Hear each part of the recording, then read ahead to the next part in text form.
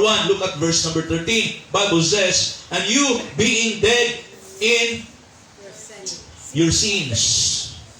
One, there is something we need to be aware of. There is something we need to be aware of. Kinahanglan, makabalo tani. Dili pwede mang kaigsunan nga, Kristohanon ka, ignorante ka ani. Yes. Di pwede nga ang Kristohanon, wa kay kalibutan ani. Kinahanglan, makabalo ka, aware ka. Ani sa imong kinabuhi. The reason we Christians do not live in sin like the world does is because we are dead to sin. Amen. Amen? Ang taong patay na, mga kaigsunan, no longer does what he once did. Di na na muhimo kung sa iyang gibuhat sa una, di na niya himuon kay patay na. Anay patay nga ganahan o inom. Anay patay nga ganahan sugal. Yes. Anay patay nga ganahan sigarilyo. Anay patay nga ganahan kailayan. Yes. Hello? A person who accepted Christ to be his personal Savior, Paul said, he is dead. Amen. You need to know this. You need to understand this. You need to be aware of this. Paul tries to make it as personal as he can by using the word you. You. Amen. It's personal.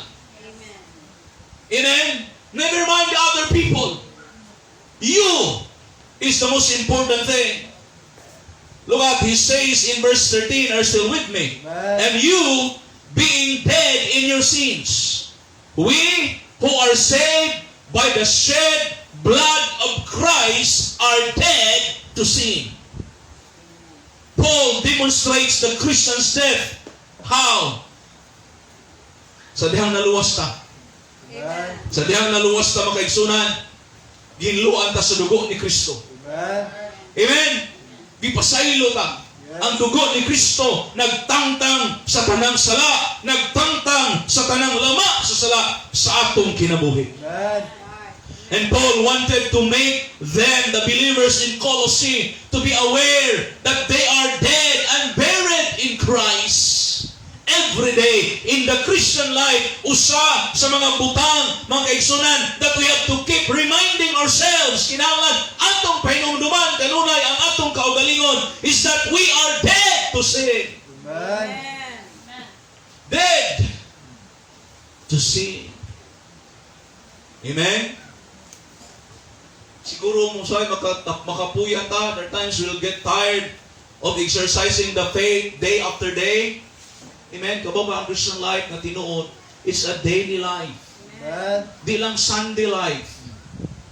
Daily. Muna tinuod good nga kinabuhing Kristohano. Amen. Kanang diri simbahan. Sa'yo kayo patarong-tarong diri simbahan. It's easier, mga igsunan, in the church to say Amen. It's easier in the church to say Hallelujah. But what about there? There's a world out there. Yes. After you came from church, na kalibutan nga naghulat dito, nayawa naghulat dito. That's why dito sa gawas is the best place na imong mapakita ang imong kinabuhi nga Kristohanon. Amen? Dito sa gawas imong mapakita that you are the light of the world. Amen? Di pakita nimo that you are the salt of the earth. Amen. Dili wa ta kinahanglan na mo dili magpakita ang kahayag. Kay same man ta. Dito sa kalibutan. Amen. Dito sa imong gipuy-an, dito sa imong eskwelahan, dito sa imong trabahoan, ipakita nimo that you are different Amen. because you have Jesus Christ in your heart. Amen. Amen. As Christians, we have to become aware that we are dead to sin. But something equally important, we are to be aware that we are alive unto the Lord. Amen. Patay ta sala apan buhi ta diha sa Ginoo. Para sa Ginoo. Amen? Look at verse number 13. Ingon ang verse 13. And you being dead in your sins and the circumcision, uncircumcision of your flesh. Look at that. Hath he what? Quickened together. The word quickened together means make alive or to bring into life. Amen? Amen? Oh, make alive. patay ba yata spiritually o pata naluwas? Di ba mo na yun? Ephesians chapter 2 verse number 1 ng Bible, and you were dead in trespasses and sins. And sins. And sins. Ano? Ready go. Go die. And you hath He quickened. Past tense. Who were dead in trespasses and sins. Look at that. Look at the gamit. Nagigamit nga word. Where. Who were dead in trespasses and sins. Muna kinabuhi na to sa una o pata naluwas. Yes. Before we got saved. Amen. Amen. We're dead spiritually. We might be living physically. Naginhawa ta, galakaw ta, kita itong mata, naginhawa itong ilong. But in the eyes of God, a person who does not have Christ is dead. Amen? But now, after we receive Christ as our personal Lord and Savior, Bible says, God made us alive. God brought us to life. Amen? He brought us to life. How does that happen? The Bible says this is what has happened to us. We have been quickened together with Him. Amen? Ingon ang Colossian chapter 2, verse number 13, hath He quickened together with Him, having forgiven you all trespasses. Amen. Tanawa na, ipasaylo na. Amen? Ipasaylo. Kunya, quickened together with Him. Amen.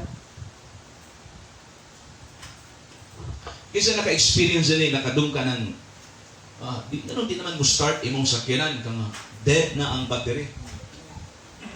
Dead battery. Have you heard that? Yes. O kung nakay motor, nakay sakyanan, dead battery. So, ang buhaton, kapag ka kanang dead battery, so ni mo, di na gyud mo start imong sakyanan. Di na gyud wa na gyud pulos. So, ang buhaton para maka-start ang imong sakyanan, labi nag-i-rescue ka, para lang makastart, ang rescue magdala og laing battery. And they will use wires. Wire ba? And they call it jumper. Are you with me? So, ang electricity sa Picas battery mo transfer sa katong battery that is dead. Nasabtan na to? And suddenly, ang battery that is dead has life. Amen? Has life flowing through it again.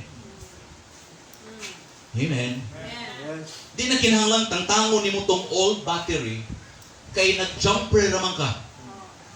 So ang dead battery nasudlan sa electricity through the new battery nga gibutang gi-jumper. Mao po nay buot pasabot diha. Mo na'y gibuhat sa Ginoo sa dihang ikaw na luwas. Amen. The Bible says, hath He quickened together with Him. Together with Him. What is that? The life that now lives in us is Christ living within us. I will say it one more time. The life that now lives in us is Christ living within us. Amen. And listen, this leads to victory over sin. Amen. O bitaw ng kung Kristohano ka, karon, na, sa dihang naluwas ka, wala ang atong old sinful nature. Naghapon, maniwa na sabtan sa uban, kaya ang luwas na daw, di na yun na magkasala. That's wrong. Yes. Amen? But if you are truly saved, doon na yun na ikaw saban. Di na ko kaganahag sala. Amen. Amen? Amen? Therefore, if any man be in Christ, he is a new creature. Dunay transformation. Amen. Dunay changes, mga kaigsuunan. Ang tao nga niluwas. Dunay kabaguhan. Dunay kausaban. Amen? Dunay kausaban. But not ang tong old sinful nature. Na present paghihapon na to. But the good thing is, we have a new nature, the divine nature, the nature of God, nga naa na to.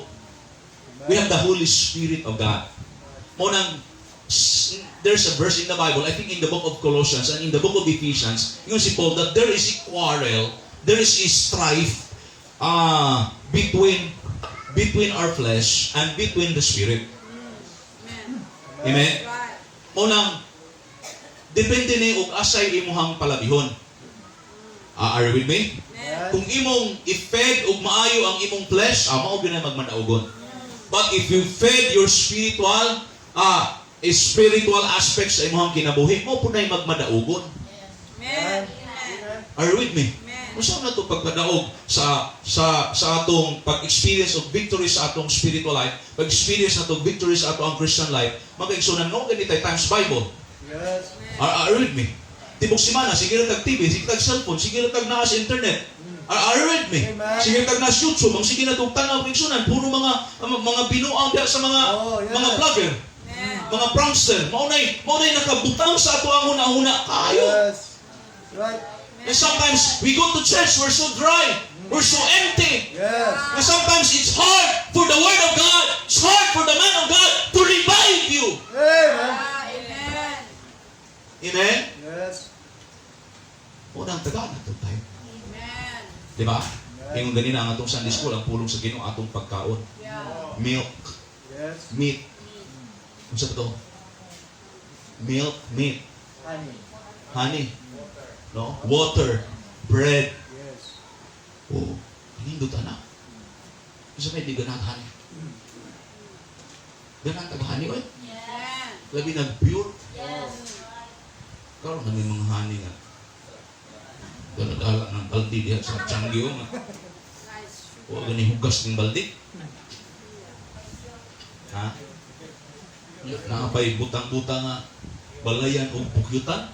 Pukyutan siya. Putyukan. Yan, napakunuhay buyok.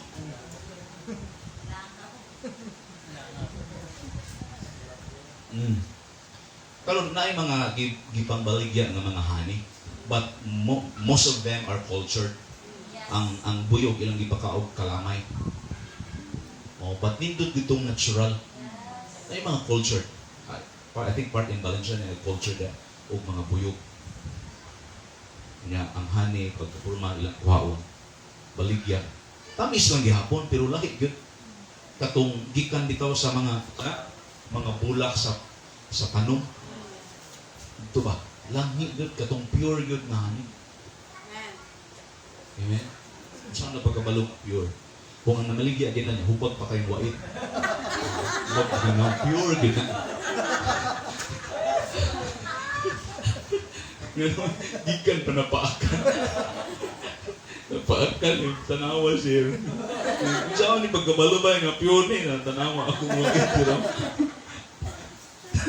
Gikan pag nagpuhag, wa pa na ayo. Kabalo ka ang gusto yawa na to be defeated. Tabang magkinabuhi ka nga. Uyan ni mo. Loser. Yes. Oh. Amen. But that is not the kind of life God wants us to live. Amen. Jesus said, I come that you might have life and that you might have it more abundantly. Amen. This is the kind of life Jesus Christ wants you to have. Amen. Amen? Pero doon na kondisyon. You need to be aware. Kapatay na ko. Amen. Ikita ni Mos beer. Patay na ko. Ayaw ko dintala. Patay na ko. Amen? Hikap begini mo. Uy, bug na dahil. Buhi, pag-ubang na.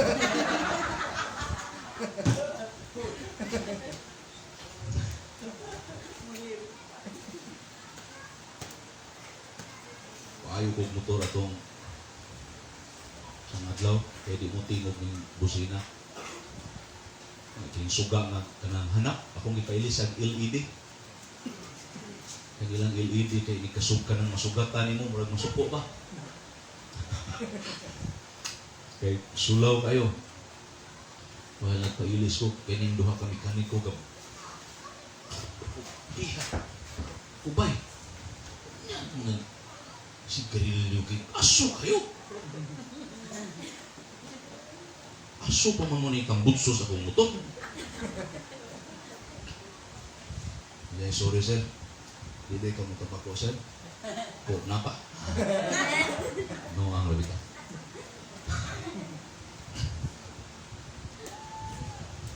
This is why Ningos Paul sa Philippians, I can do all things through Christ, which strengtheneth me. Amen. It means Christ is living in you. Amen? Amen. We are to be aware of our deadness to sin and our aliveness to Christ. There is something we need to be aware of.